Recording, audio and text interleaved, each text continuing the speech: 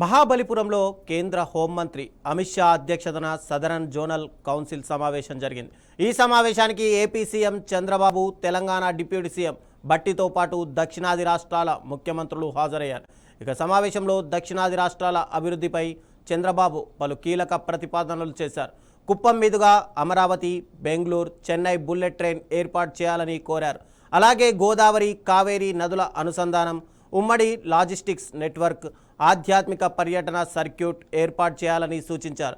ఇక ఏపీకి సంబంధించిన పోలవరం, అమరావతి, ఇక విశాఖ, విజయవాడ మెట్రో వంటి ప్రాజెక్టులకు కేంద్ర సహకారం కూడా కోరారు.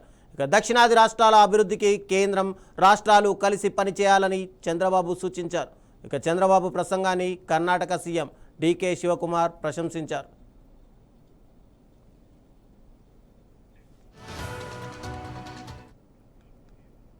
ఇక ఇదే అంశానికి సంబంధించి మరింత సమాచారం మా ప్రతినిధి వర్మ అందిస్తారు. వర్మ, చెప్పండి, ఈరోజు దక్షిణాది రాష్ట్రాలకు సంబంధించినటువంటి అందరు ముఖ్యమంత్రులు కేంద్ర హోంమంత్రి అమిత్ షాను కలవడం కానీ, అక్కడ దక్షిణాది రాష్ట్రాలకు సంబంధించినటువంటి పూర్తిగా నిధుల విషయం కానీ, ఏర్పాటు చేయబడే అభివృద్ధి విషయంలో కానీ అన్ని అలాంటి సూచనలు ఏం జరిగాయి? అసలు ఈ ఒక్క మీటింగ్ వల్ల దక్షిణాది రాష్ట్రాలకు ఎలాంటి బెనిఫిట్ జరిగే అవకాశాలు కనిపిస్తున్నాయి? రవిచంద్ర, ఈరోజు 31వ సౌత్ జోనల్ సమావేశం తమిళనాడులోని చెంగల్పట్టు జిల్లా కోవలంలో జరిగింది. ఇది కేంద్ర హోంశాఖ మంత్రి అమిత్ షా అధ్యక్షతన దక్షిణాది రాష్ట్రాల ముఖ్యమంత్రులు ఈ కార్యక్రమానికి హాజరయ్యారు. ముఖ్యంగా రాష్ట్రాల మధ్య సమన్వయం, ఇతర ఏదైతే అభివృద్ధి పనులకు సంబంధించి కూడా ప్రత్యేకంగా దీనిపైన సమావేశం అయితే జరిగింది. అయితే విదేశీ పర్యటనలో తెలంగాణ ముఖ్యమంత్రి రేవంత్ రెడ్డి ఉన్న నేపథ్యంలో ఉప ముఖ్యమంత్రి భట్టి విక్రమార్క ఈ కార్యక్రమానికి హాజరయ్యారు. ఇక మిగతా ఏపీ నుంచి ఏపీ ముఖ్యమంత్రి చంద్రబాబు, తమిళనాడు ముఖ్యమంత్రి విజయ్, అలాగే కర్ణాటక ముఖ్యమంత్రి శివకుమార్, అలాగే కేరళ ముఖ్యమంత్రి సతీష్, ఇలా మిగతా అన్ని రాష్ట్రాల ముఖ్యమంత్రులు కూడా హాజరయ్యారు. ఈ సందర్భంగా తమ తమ రాష్ట్రాలకు సంబంధించి అభివృద్ధి అంశాలపైన, ఇతర సరిహద్దు వివాదాలపైన, అలాగే మంచినీటి పంపకాలపైన ప్రధానంగా చర్చ అయితే జరిగింది. ఈ సందర్భంగా కొంత ఆసక్తికర సన్నివేశం కూడా చోటు చేసుకుంది. తమిళనాడు ముఖ్యమంత్రిగా ఎవరైతే జోసెఫ్ విజయ్ ఉన్నారో, తొలిసారిగా ఆయన ముఖ్యమంత్రి అయిన తర్వాత చంద్రబాబు కూడా కలవడం జరిగింది. ఈ సందర్భంగా విజయ్ను కూడా చంద్రబాబు ప్రత్యేకంగా అభినందించారు. విజయ్ కూడా అంతే గౌరవంగా చంద్రబాబుతో కూడా ఆయన మాట్లాడటం జరిగింది. అనంతరం సమావేశం కూడా ప్రారంభమైంది. ముఖ్యంగా ఏదైతే చంద్రబాబు రాష్ట్రానికి సంబంధించిన అనేక అంశాలను ఈ సందర్భంగా అమిత్ షా దృష్టికి తీసుకురావడం జరిగింది. దానిలో ప్రధానంగా మనం చూసుకున్నట్లయితే ముఖ్యంగా ఏదైతే ఏపీ, కర్ణాటక, తమిళనాడును అనుసంధానించే ఏదైతే బుల్లెట్ ట్రైన్ ప్రతిపాదన ఉందో ఆ బుల్లెట్ ట్రైన్ సంబంధించి కూడా స్థల సేకరణ జరుగుతుంది. ప్రస్తుతం చిత్తూరు జిల్లా వైపు నుంచిగా చెన్నై, చిత్తూరు జిల్లా, తర్వాత బెంగళూరు వైపుగా బుల్లెట్ ట్రైన్ ప్రతిపాదన ఉంది.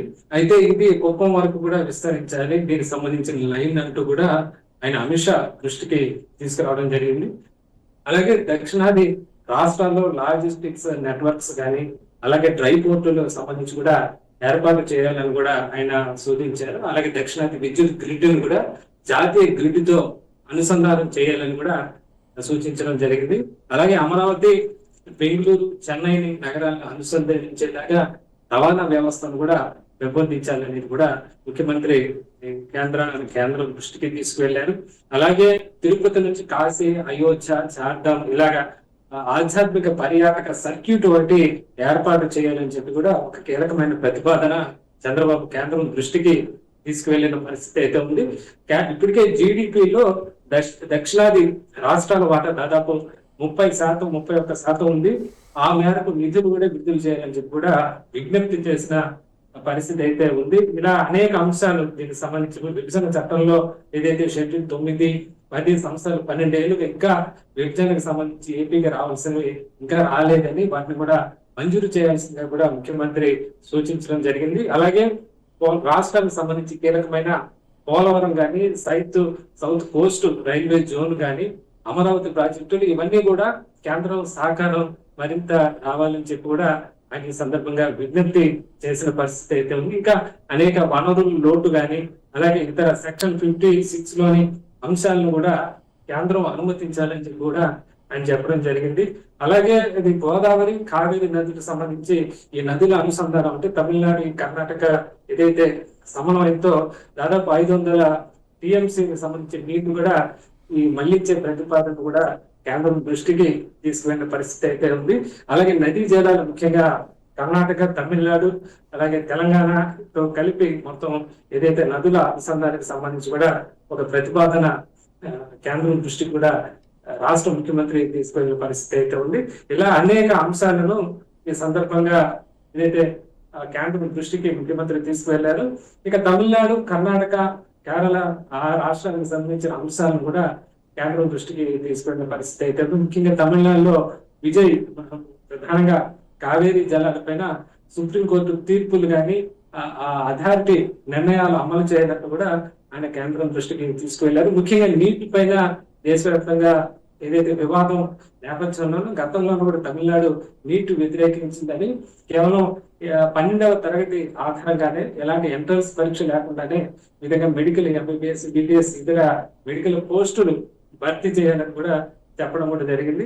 అలాగే అటు కర్ణాటక, ఇటు తమిళనాడు కూడా ఏదైతే నియోజకవర్గాల పునర్విభజన ఏదైతే పెంపుదల పార్లమెంటు స్థానాల పెంపును వ్యతిరేకిస్తున్న పరిస్థితి అయితే ఉంది. ప్రస్తుతం ఉన్న స్థానాల ఆధారంగానే మహిళా రిజర్వేషన్ బిల్లు కూడా అమలు చేయాలని చెప్పి ఈ రెండు రాష్ట్రాలు కోరిన పరిస్థితులు అయితే ఉన్నాయి. మొత్తం మీద అనేక అంశాలు తమ తమ రాష్ట్రాలకు సంబంధించి అభివృద్ధి అంశాలన్నీ కూడా కేంద్ర హోంశాఖ మంత్రి అమిత్ షా దృష్టికి ఆ రాష్ట్రాల ముఖ్యమంత్రులు తీసుకెళ్లే పరిస్థితి అయితే కనిపిస్తుంది. Thank you Varma.